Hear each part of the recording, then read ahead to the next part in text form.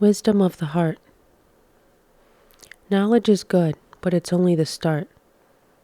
The treasures of wisdom are found in the heart, in the warm understanding of thoughts we exchange, in the depth of our feelings, far more than the range, in our will to be honest and open and fair, in the kindness we show and the love that we share. It's found in the giving of effort and time, and our helping another on life's rocky climb. It's in seeing our fortunes and lives as they are, while still being able to reach for a star. Yes, knowledge is good, but it's only a part of life's truest wisdom. That comes from the heart.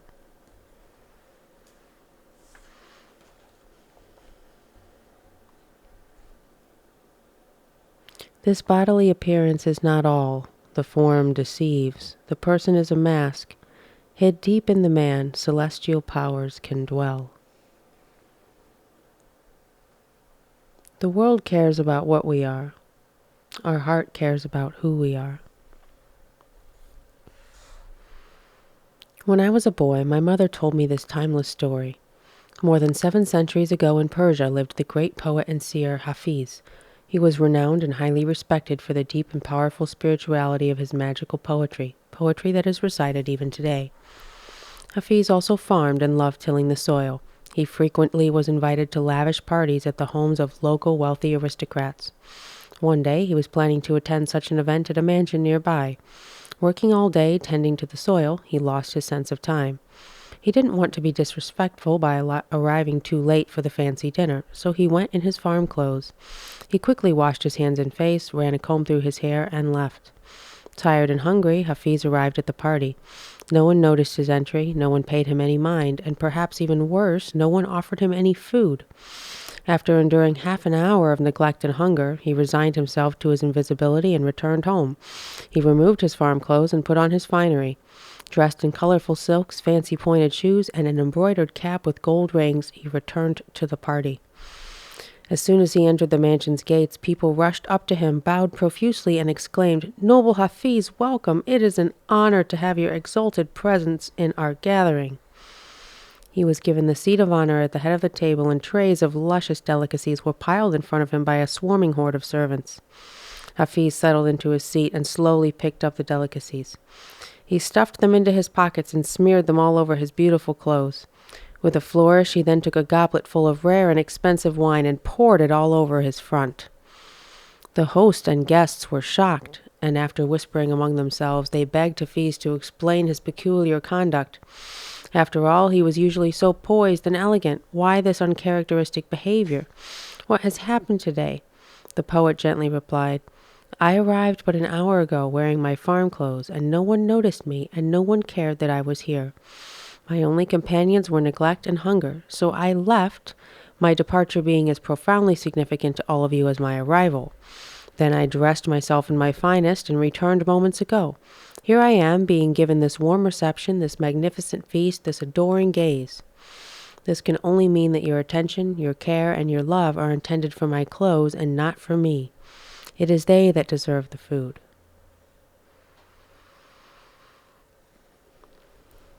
We have only become what we are by the radical and deep-seated refusal of that which others have made for us. Jean-Paul Sartre. Am I who the world says I am? Religion, in its fanaticism, has despiritualized humanity. Bankers and lenders, in their greed, have pauperized the people. Pharmaceutical companies, in their insatiable hunger for profit, and doctors, in their obstinate ignorance, have, despite their pills and promises, made us sicker yet. Bright, smiling faces on the magazine covers and on television induce us in a longing to be what we are not, leaving us frowning and sad. The very ones who claim to have the solution are the perpetuators of the problem. Is there a way out of this bondage? We have been taught to establish who we are on the basis of our sense perceptions. We assess our individual worth by looking at external appearances and comparing ourselves to others. Hence, we have become externally referential, valuing ourselves for referring to these dubious outer standards, treating ourselves much as an aristocrat treated poet Hafiz. Our self-concepts are acquired largely from our parents, family members, friends, teachers, and commercial media. Compounding the problem, advertisers incessantly bombard us with messages such as, compared to our airbrush models so enthralled with their lavish lifestyles, you are obviously falling short.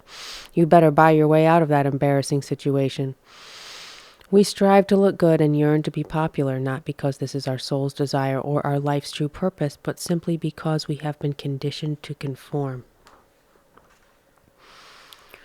Unthinking respect for authority is the greatest enemy of the truth. Re-examine all that you have been told. Dismiss that which insults your soul. Walt Whitman. What men call knowledge is the reasoned acceptance of false appearances. Wisdom looks behind the veil and sees.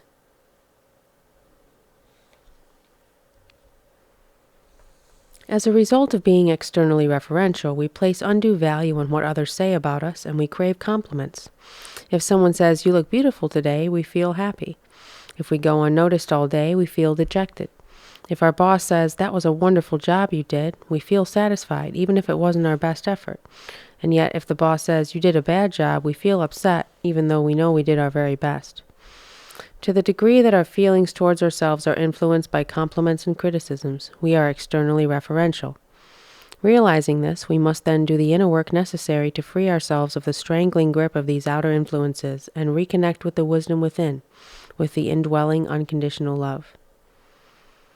Looking inside ourselves to find our identity and our value does not mean that we have license to become egotistical or oblivious to the opinions of others. Sometimes we are wrong, and others help us understand who we are. As an example, in my early years of teaching, I was occasionally told that my teaching was very aggressive. I dismissed this observation because I was teaching the only way I knew and believed that this was the best way to help a student progress quickly. After years of introspection, I realized the truth of those criticisms, and now I teach in a much gentler manner. So, being internally referential means that we make allowance for the opinions of others, but we, not others, make the final determination about who we are. Most people are other people. Oscar Wilde. Yoga is the attainment of freedom, and freedom begins with our own thoughts. When our thoughts are truly our own and not merely the regurgitated ideas of others, then we are free from the dual influences of compliments and criticisms. Then we can begin to attain true freedom. The mind, creator or destroyer? The mind is its own place, and in itself can make a heaven of hell, a hell of heaven. John Milton. At age 10, my daughter, Zania, came back from school one day and said, "My teacher told me that I am not good at math again. If she keeps telling me I am not good at math, how will I ever become good at math?" My daughter evidently felt the power of the mind more clearly than her teacher. The mind forever strives to create exactly what it believes. Earl Nightingale, after more than 20 years of studying human potential, made a recording entitled "The Strangest Secret," the first recordings of the spoken voice to sell 1 million copies. What inner wisdom was revealed by Earl Nightingale after all those years of study that compelled so many people to transform their lives? What was the strangest secret? It was simply this: you become what you think about, be it triumph or defeat, dejection or exultation. What the mind dwells on, it creates. Our current thoughts, upbuoyed by the passion of feelings, are unconscious yet powerful tour guide, planning every detail of our life's journey, determining the direction of our destiny. Mind is a mediator divinity. Its powers can undo all nature's work. Mind can suspend or change Earth's concrete law. If I regularly fill myself with creative joy and feel spiritual unity, my subconscious mind will infuse my life with an abundance of happiness and unite me with my source. On the other hand, if I chronically think about what upsets me, if I am constantly inventing new ways of complaining, or if I am forever thinking of mundane and mediocre obstacles, then this is what my subconscious believes I am. It will strive to create an angry, complaining, obstacle-plagued me. Not only do we become what we think about, but we also become what we feel, what we speak, and what we act upon. Ultimately, all four levels of our consciousness, thoughts, feelings, speech, and action, must be tuned to our soul's desire. None are so hopelessly enslaved as those who falsely believe they are free. Johann Wolfgang de Goethe. Given the power of the mind, each one of us must harness the power to serve who we truly are, and not use it merely to reinforce who it is we have been told we are. Therefore, our quest for freedom must begin by breaking through our conditioning to find our true self. The method is to be still in your body, reject all distraction, and listen intently to what your thoughts are telling you. You will then discover that most of your thoughts are borrowed from others and are not your own. Only by distancing yourself from these thoughts can you realize their inauthentic nature. Hence, yoga begins with the silencing of the mind.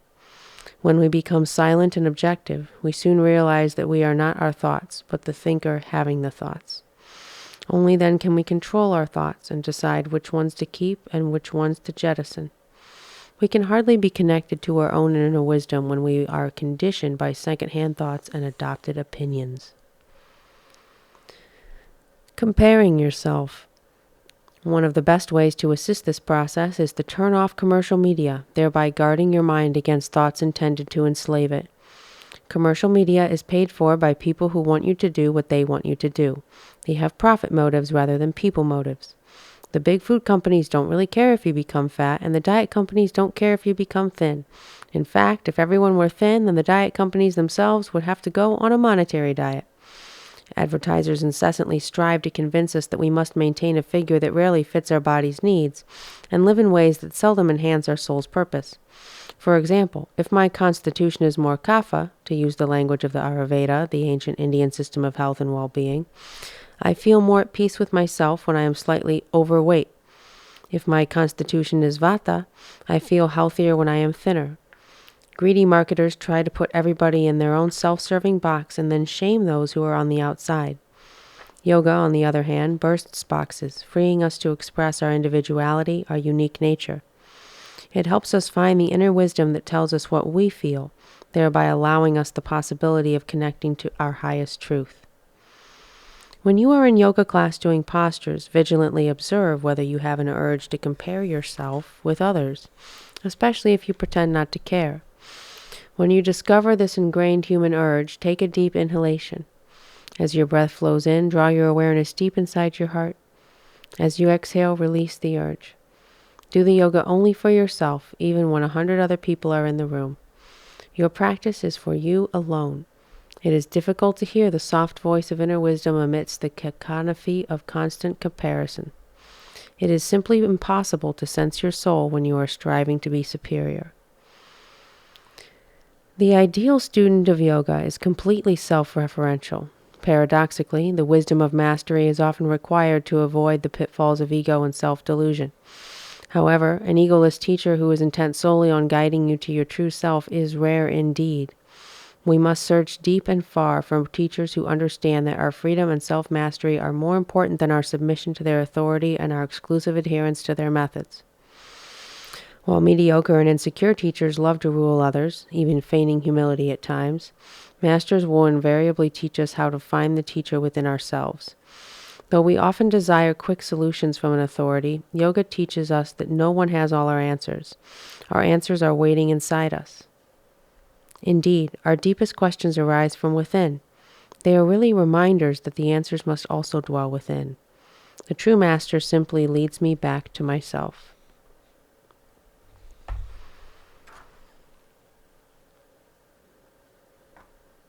The man who has no inner life is a slave to his surroundings.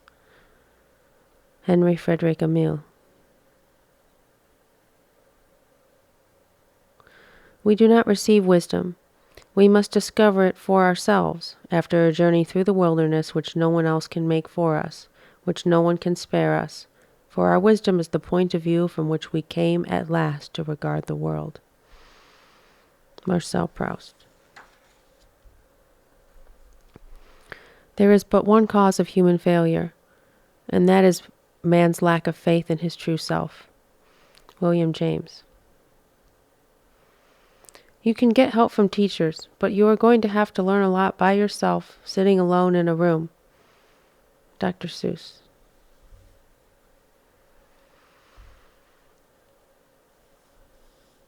Inner wisdom of the soul. The trouble with the rat race is that even if you win, you are still a rat. Lily Tomlin. Resolve to find thyself, and to know that he who finds himself loses his misery. Matthew Arnold. The Upanishads were not written, they were revealed. These ancient texts clarify that the undying spirit lives inside the heart center. This spirit contains the universe. Indeed, Upanishadic thought teaches that the entire universe is no bigger and no smaller than the universe that evolves in your heart. How can this be? We are all, each one of us, a holographic representation of all there is. A hologram can be cut up, yet no matter how finely it is dissected, the entire picture remains contained within each fragment. This is how yoga understands the body, the spirit, and the universe. Each one of us contains the whole, and therefore is a repository of all the wisdom we will ever need. The desire of the soul is to evolve. Connection with spirit is the underlying essence of all evolution, all fulfillment. We evolve only when we set aside external comparisons, reject mass hypnosis, and trust in the inner wisdom of the soul.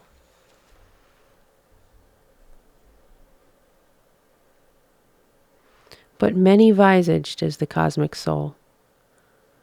A touch can alter the fixed front of fate. A sudden turn can come, a road appear. A greater mind may see a greater truth. Or we may find, when all the rest has failed, hid in ourselves the key of perfect change. Sri Aurobindo.